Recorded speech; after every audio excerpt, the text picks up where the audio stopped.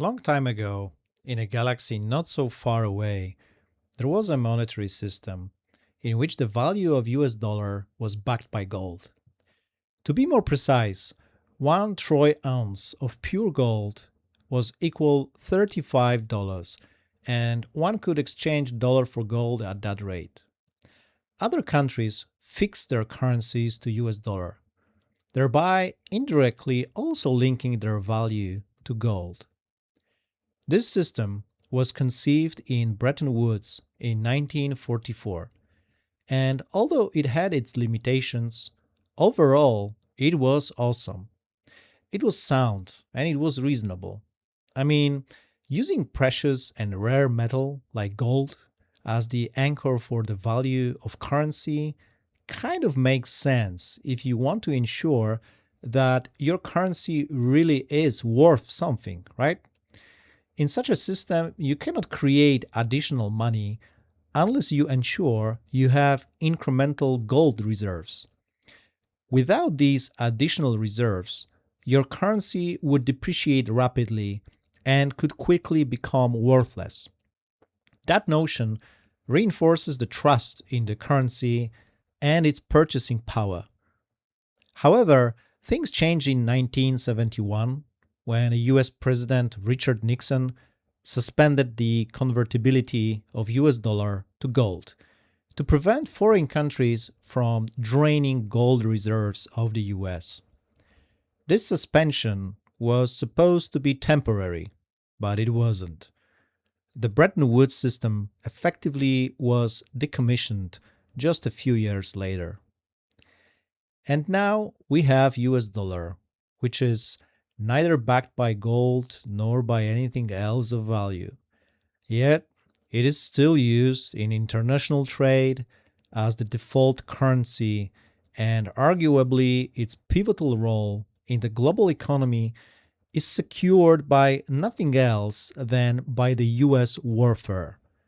It is printed without any decent restraint, bent to political needs of the moment. As a result, it is slowly but inevitably devoured by the silent thief, inflation. This is the first and probably the most important lesson you need to learn if you want to embark on the journey to financial freedom. Fiat money inherently exposes you to loss unless you learn how to manage inflation. It does not matter whether you know how to invest or not, and whether you fancy yourself an investor or not. Suppose you have $1,000 on your bank account that yields no interest. Let's assume the economy is relatively stable and the inflation is only 2.5% per year, which is considered reasonable in most cases. After the first year, you would need to have $1,025 to keep your purchasing power unchanged. After additional year, you would need to have $1,050.62. After 10 years, that amount grows to $1,280. It means that if you failed to invest your money and did not generate that additional $280 in 10 years, your purchasing power declined due to inflation. And remember, all this is under assumption that the inflation was kept at bay throughout the whole period, which is kind of a bold assumption when you think what happened to prices of virtually everything after the COVID-19 pandemic. Now, when you know what money is and why inflation is your enemy, we can talk a little about what your approach to money should be. But before we do that, I need to make a few caveats. First up, nothing I present constitutes financial advice. These are just my opinions backed by some experience. Your situation may be different than mine, and if you seriously consider financial investments, you may and should seek professional advice. Next, it is impossible to target everybody, regardless of their current situation, liabilities, employment status, etc. So, for the purpose of this and subsequent videos, I will assume you have some form of income, be it regular employment, freelancing, part time hustles, or anything else. I will also assume that you have certain liabilities and recurring expenses, since, hey, almost all of us have. Lastly, I do recognize that there are people out there who cannot save any money and may even struggle with extreme poverty without fault of their own. I mean, there are lots of people these days, especially in the US, who work full time. Sometimes they even have two jobs, but still somehow they struggle to make ends meet and they end up living in a van parked up a street. This tells us a lot about how crazy our economy has become and how unfair the labor market really is these days. If you are such a person, I really feel for you. And I do understand if what I discuss on my channel may seem to you like some kind of science fiction. Regardless, I hope you'll stay and listen anyway. And obviously, I wish you rebounds financially quickly. Okay, now let the journey to financial freedom begin. The rough idea is that we want to build three pillars of your personal finance. The first one, the most critical one, is an emergency buffer. Depending on where you live, whether you have a family to feed or you are single, and how many liabilities you have, the size of this buffer will vary. But as a rule of thumb, let's aim for this. You want to have a set of highly liquid assets that will allow you and your family to survive for the consecutive 9 months in case of an emergency. By emergency, I mean an event that deprives you of your recurring income permanently or temporarily. So, losing your job or having an extended sick leave are good examples. By highly liquid assets, I mean cash and short term, low risk investment opportunities like bank deposits or some kind of treasury bills. This first pillar is to give you reasonable psychological comfort. It is so much easier to go to work every day when you wake up knowing exactly that if something goes wrong, you are not going to get evicted overnight or that you will max out your credit cards and get chased by your bank. You have 9 months of financial safety guaranteed. How much money you need for Pillar 1? Again, it depends on your situation. But to make things easy for you, answer a simple question. In a month, how much money on average you need to buy groceries, pay your bills, including mortgage and car payment if applicable? If you have kids, how much money you typically need to cover costs related to them? One simple method to come up with an average would be to calculate an arithmetic mean of all your living expenses over a 12-month period. Once you know your monthly average, multiply it by 9 and then perhaps add 10% on the top of that just to be on the safe side. How to secure money for Pillar 1?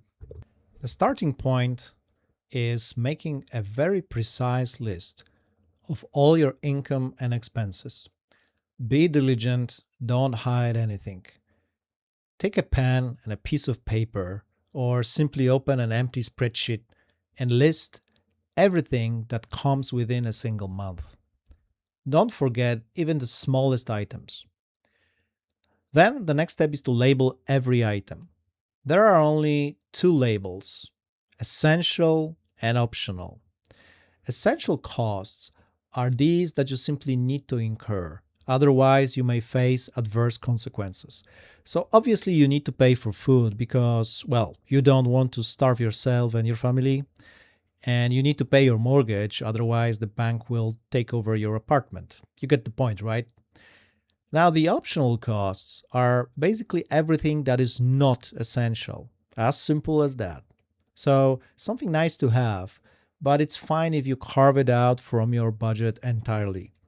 Your ego may hurt a bit, but your wallet will say thank you. Once you're done, you need to take a closer look at the costs that are optional. If there are none of them, then you may want to take a second look at your list and think hard if indeed everything you labeled essential is in fact essential. But in a typical case, you should see at least a few optional items. Usual suspects include takeaway coffee, like your favorite iced pumpkin latte at Starbucks, that can cost you something like $7 or $8 a piece. Eating out, including regular restaurants and fast food joints. Streaming subscriptions, food delivery services, video games, both outright and subscriptions. Transportation like Bolt and Uber, alcohol, cigarettes, sweets, and obviously designer clothes. This list is obviously not exhaustive. Now, for every optional item, you need to determine how many times a month you buy these things and what the price is, then sum it all up to arrive at the monthly expenditure on optional stuff. Then multiply it by 12 to get a hypothetical annual saving. I obviously cannot tell you how much it can be. For some of you, it may be just $500 a year. For some, perhaps $10,000 a year.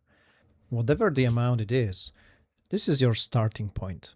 If you don't have any savings, and indeed you're just 2 salaries away from being evicted, then you need to start saving money by not purchasing anything you labeled optional.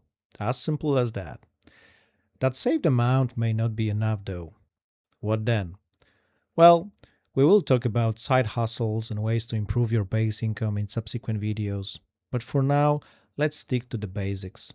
Mastering your ability to say no to yourself whenever your brain tells you that you should treat yourself and buy random stuff for your hard-earned money is absolutely critical, and it will also be foundational for managing more serious amounts in Pillar 2 and Pillar 3. So start saving. Say no to yourself and don't buy redundant stuff. It will take a while to reset your brain, and saving enough money for the 9-month period may seem an arduous task. But believe me, it's doable. Be patient, but above all, be consistent and never give up.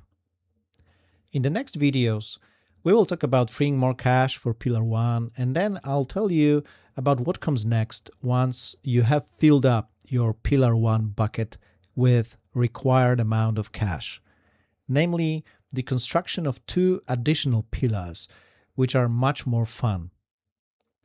Thank you for watching this video. If you enjoyed it, please leave a comment, give it a like, and hit that subscribe button. Thank you and take care.